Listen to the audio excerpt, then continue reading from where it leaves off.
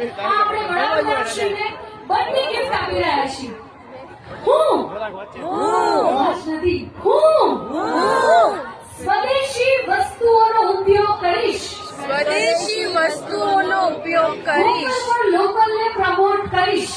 Vocal for local ને promote કરીશ. મારી આસપાસના જવાનો અને કિસાનોને સન્માન આપીશ. હું મારી આસપાસની જગ્યાઓ સ્વચ્છ રાખીશ અને રખાવીશ. હું દીકરીના જન્મને વધાવીશ